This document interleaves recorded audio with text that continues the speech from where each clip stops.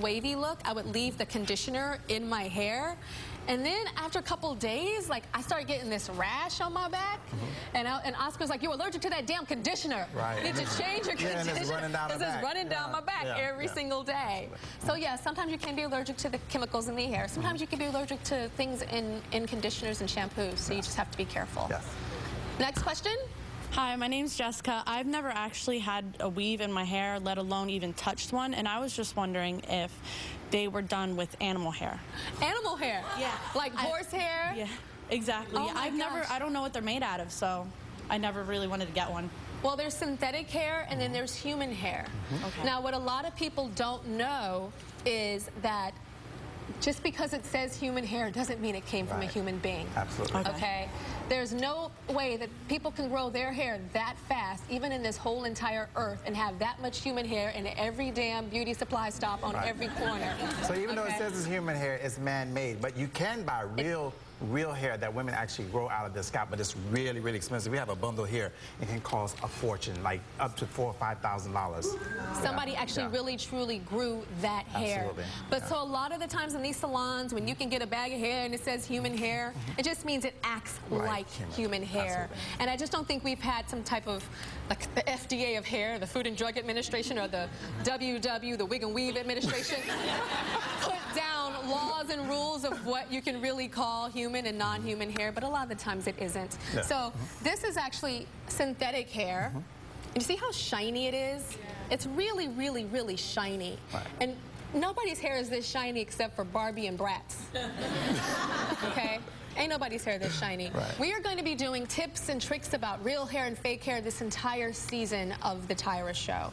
And for more pictures of my real hair, go to TyraShow.com and click on my online magazine or my Magaline. And I have more pictures of me with my real hair. We'll be right back.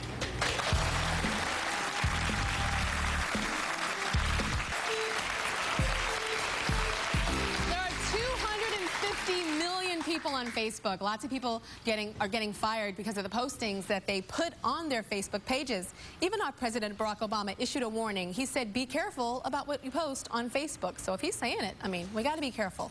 Lauren says a mindless Facebook status post actually cost her job. So what did you write on your Facebook? Well, it's been a rough month for me, and I'm known for kind of speaking before I think, or rather writing, in this case, before I think. I had written a comment about a meeting that we have. We have a huge meeting every first Wednesday of the month at the salon, just to kind of regroup. The salon that you work at? Yeah. Hair salon? Just kind of to regroup everybody and any problems that we have, just go over that. And it's been a little tense, you know, it's been slow, so we've been trying to pick sales up and stuff, and, you know, people are at each other's throats off and on sometimes, not in a negative way per se, just worried about their job. So what did you write? I wrote that, from what I remember, because it was deleted afterwards, I wrote something about, great, I have to go to work and listen to a bunch of girls bitch and moan and nothing's going to get solved. Wow, okay. And unfortunately, one of the girls that was on my page took it upon herself to show everybody else. And I mean, I take responsibility for what I said. It was wrong. I shouldn't have. And then another posting, my boss, Joe, who I've known for almost 10 years, I had asked, I needed some extra cash. I had my appendix taken out a month ago.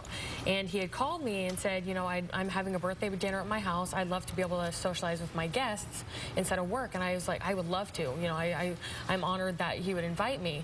And to help out with the party. Exactly. Okay, and so what did you post on your Facebook? I jokingly post that I'm going to be my boss's bitch for the night at his house. You know, I didn't mean it in a negative way, but it was taken that way. Okay. And then I actually did come home and post something that said I had a fabulous night. I was honored that he had me at his house. But you got fired. Yeah. Okay, so you got fired. How did that happen?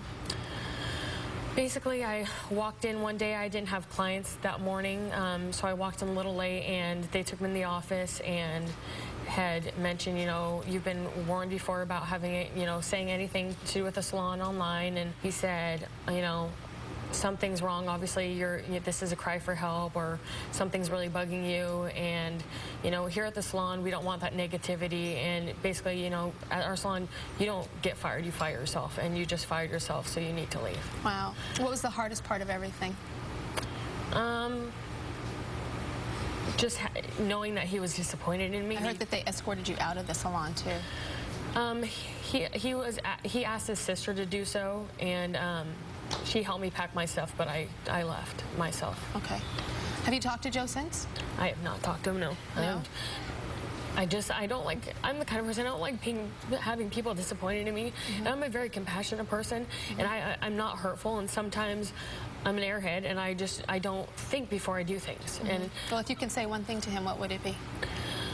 you know, Why don't you hold that, because he's here. Okay, come on out, Joe.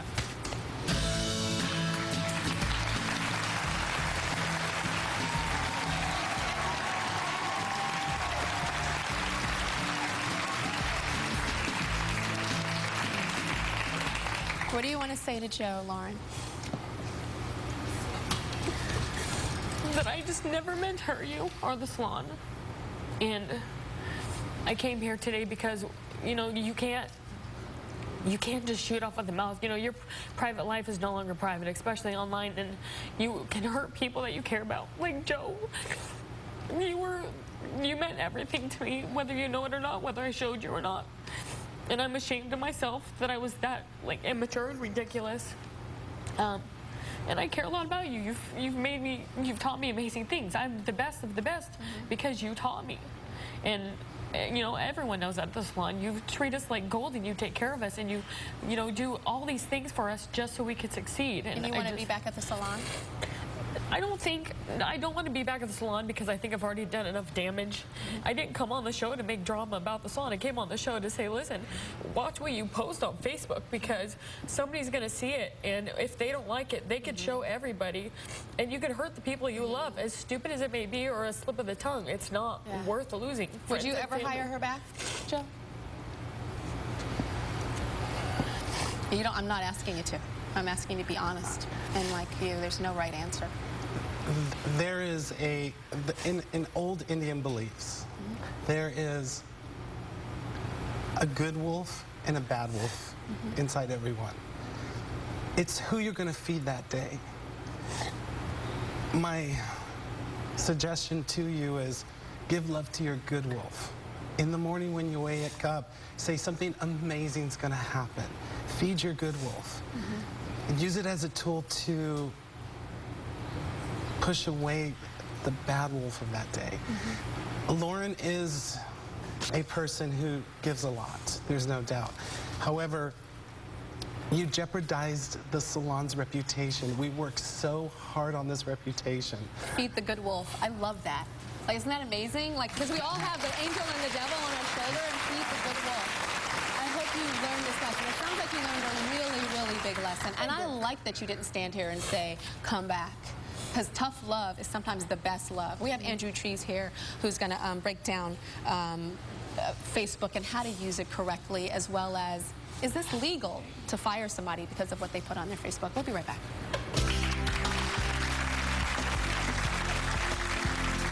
Author of Decoding Love, Andrew Trees is here. Andrew, I want to ask you, we use him for so many different things. Andrew's fantastic about kind of getting into the psyche of why people do things.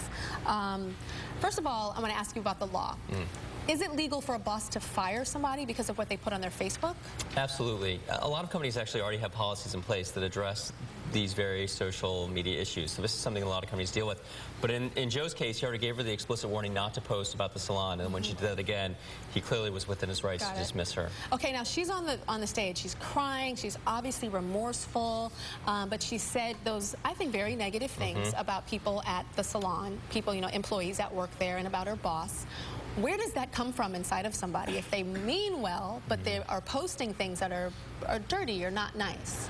I think there are a couple of reasons that happens. I think one of them is that when you're on your computer, it feels very private. It feels very intimate, like you're just writing in your diary. And so we think things to ourselves that we know we should not say to people. The problem is Facebook has now made it possible to write them, and we think, oh, maybe a few of my friends will look at this. But anyone can look at that page. I mean, the access to people have it, it opens it up to a really broad audience. Got it. So that's part of the problem. And then I think the other other problem is that a lot of social interaction is context, and when you look at someone and they say something with a wink or whatever, you know they're joking. But in Facebook, things can be misinterpreted. So she said, you know, oh, I said I'm going to be my boss's bitch. And I'm sure she said that with an eye roll, kind of a joke. They have a good relationship. She thought it was just a funny thing. But once you put that in the context of just writing it, it can be interpreted a lot of ways. I always say that that the written word can look meaner or more sexual than it already is. Absolutely. So she could be like, I'm about to go to this party and be my boss's bitch.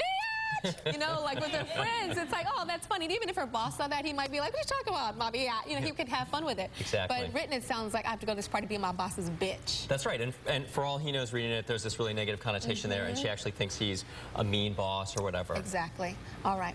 We'll be right back.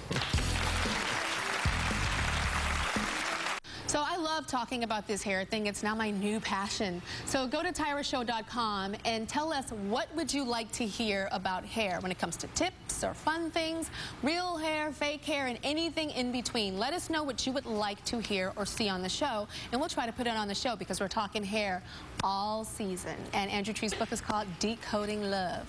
Well, see you later. Here's some love.